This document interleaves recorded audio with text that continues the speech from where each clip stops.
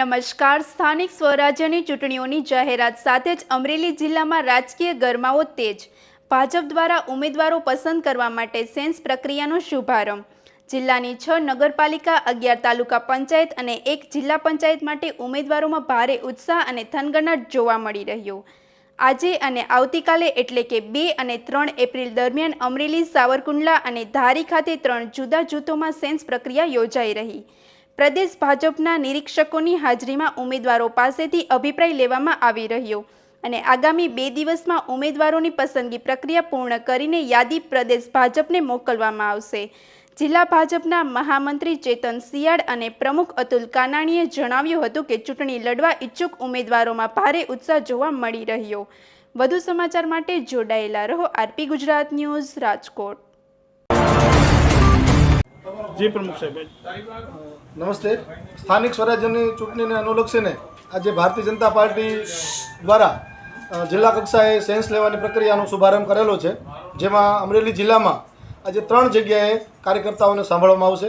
જે કાર્યકર્તાઓ ચૂંટણી લડવા ઈચ્છુક છે એમનું નિયત નમૂનાનું ફોર્મ પાર્ટી આપેલું છે અને ફોર્મ દ્વારા એમની સંપૂર્ણ વિગત ભરીને જે નિરીક્ષકો પ્રદેશ તરફથી આવેલા છે એમને આપવાનું છે અને પ્રદેશ તરફથી આવેલા નિરીક્ષકો એમને સાંભળશે. વ્યક્તિગત પણ સાંભળવાના છે.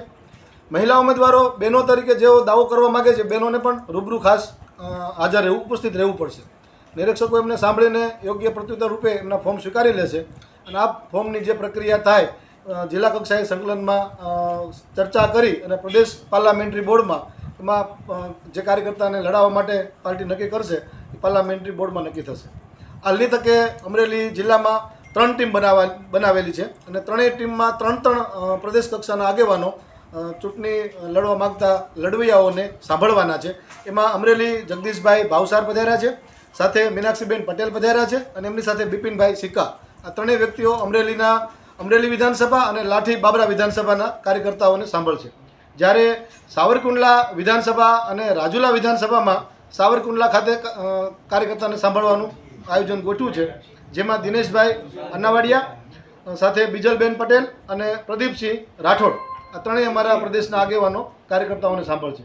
જ્યારે ધારી વિધાનસભા માટે ડૉક્ટર માયાબેન કોડનાની, વિજયભાઈ પુરોહિત અને કનુભાઈ દેસાઈ સ્થાનિક પહોંચી ગયા છે અને ત્યાં કાર્યકર્તાઓને સાંભળીને એમના જે પણ દાવાઓ છે એ પ્રદેશ કક્ષાએ રજૂ કરશે.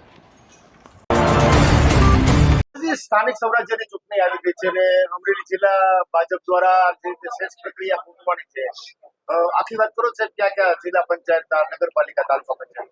પ્રદેશ ભારતીય જનતા પાર્ટીની સૂચના અનુસંધાને આજે અમારે પ્રદેશમાંથી નિરીક્ષકો મૂકવામાં આવેલા છે.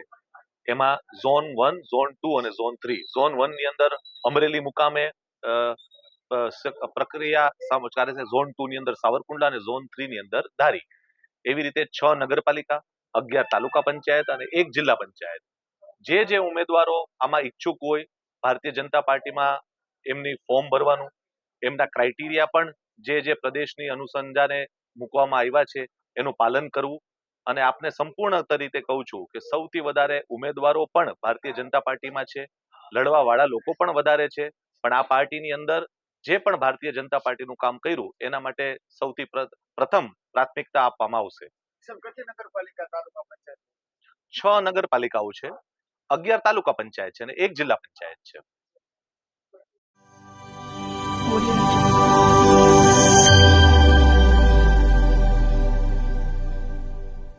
Audio